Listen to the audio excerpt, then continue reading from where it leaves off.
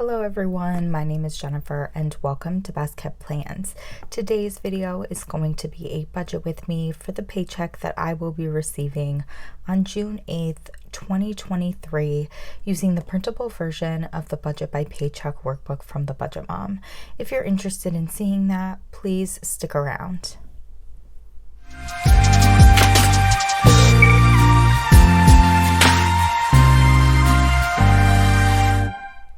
As I said in my introduction, we're budgeting for the paycheck I'm receiving on June 8th. This is my first paycheck for the month of June. We did have some bills due in the beginning of the month that I paid with my last paycheck in May. I'm actually filming this on the 4th, so I have to see if my membership for my gym came out. It probably honestly won't come out of my account until tomorrow, the 5th. My Spotify will be coming out on the 7th. I have all the bills that we're going to pay with this paycheck in pink. There's some savings challenges going on. So my 52-week challenge is here in green. This purple is one of the Budget Mom's savings challenges that I decided to do for June. She has a free challenge every month that she puts on her Facebook group. But what I did for this year is I just took challenges from years past and decided to reuse them. The one thing though is that the one that I chose for June, I have to do it on the Saturday of every month, but I don't think it's going to lead to me saving a bunch every week. Like I only saved $4 with the challenge yesterday on the 3rd. So at the end of the month, I might actually just put a little bit more money in that June savings challenge envelope if I have extra in my cash envelopes. But let's flip the page and take a look at the paycheck budget tracker. So as usual, we're going to start in the income section. Up here, I am budgeting my income to be $3,100. I've been doing that for a while now and it's been working out well. We do only have 2 bills due with this paycheck. That is my Netflix, which is going to be about $15. That's a lie. It's more than $15. What am I thinking? It's closer to 17, isn't it? Guys, let's look at months past and see. If I go to my, let's see here. Yeah, it's closer to $17. What was I thinking? And then Verizon, which is about $150. I think that is correct. So these together are going to be $165, but really, honestly, probably more like $167. But if we subtract that $165 from the $3,100 we budgeted my income to be, I'm going to be left with $2,935, which is what I'm bringing down to the envelopes section or variable expense section of the paycheck budget tracker. This section is very individual to the person who's budgeting and their situation. For me, I budget for myself. I always use the same categories. I always use the same budgeted amounts. I put $200 for groceries, $100 for eating out, $75 for gas, and $175 for miscellaneous. If I add all of those totals together, it does equal $550. And if I subtract that from the $2,935 we were left with after paying my bills, we have $2,385 that we're bringing up to the sinking fund section. Now, I reached goal on all of my sinking funds.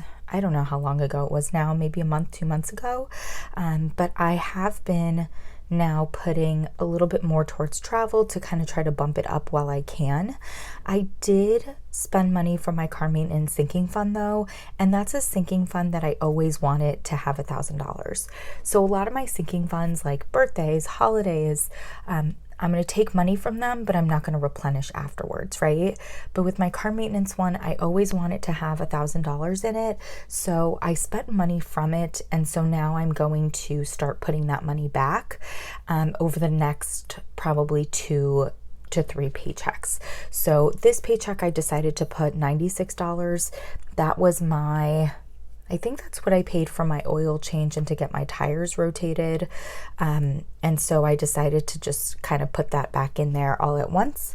So we're doing our $450 for travel because we're bumping it up, the usual $50 for giving, and then $96 for car maintenance. All three of those together equal $596. And if I subtract that from the $23.85 we were left with after bills and variable expenses, we have $1,789 that we're bringing on down to the extra debt section.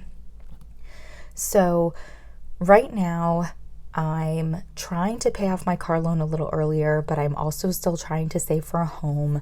I've actually been feeling a little bit discouraged in the last month or so because I feel like I've done a lot of overspending throughout this year and a lot less saving. And so I'm trying to make an effort to be more conscious about my saving. So I am going to put $289 towards my car, just to push a little bit of money towards that, which means we're going to bring $1,500 down to the extra savings section, and all of that is going to go into my house savings. I actually forgot to write the number there. I'll have to do that. And that's going to leave us with $0 left over. I'm still very actively looking for a home. I'm actually a little bummed. I was supposed to see a house yesterday, and then I ended up getting an offer late on Friday night, so they canceled all the showings, which is really unfortunate. Still keeping my fingers crossed that I'm going to find something over the summer. I don't know. We'll see. We'll see what happens. We'll see what the market has in store. But I definitely want to be actively trying to put more towards my house savings. I don't want to be complacent with what I have. I want to just keep pushing because there's always things that pop up, always expenses that pop up. I am going to have to furnish this home. I've never lived on my own before, so that's kind of a whole thing. And I do have some money put aside for that, but the more, the better. And then if there's any that I don't use, that can just end up turning into the beginnings of like my house maintenance sinking fund or a house emergency fund. What we're going to do now is flip on over to the cash envelope breakdown. And let me zoom out a little bit so that you can see everything. So basically, this is what we're going to be pulling out from my checking account on the 8th when I get paid. We don't pull out money for groceries, even though that's listed as one of my variable expenses, because I do buy groceries online, so I pay for them online. But my other variable expenses are listed here. We have eating out with $100. I'm going to do that in a single $100 bill. Gas, which is going to get $75, and I'm going to do that in a $50, a $20, and a $5. And then miscellaneous is getting $175, but I am going to pull from there for my 52-week challenge. So I need to make sure I have proper denominations to pull out $59. So I'm going to do that $175 and $100, a $50, a $10, 2 5s, and 5 singles. For travel, giving, and car maintenance, it's always largest denominations possible. And then I did, and I think I mentioned this in my May 2023 budget recap, which if I remember, I can link it up here. But I did get paid out from Amazon. I am an Amazon affiliate. So I do have like my Amazon favorites linked down below, as well as my book wish list. And if you do ever utilize those links, which you don't have to feel obligated to do so, it's no extra charge to you, but I do make a small commission from it.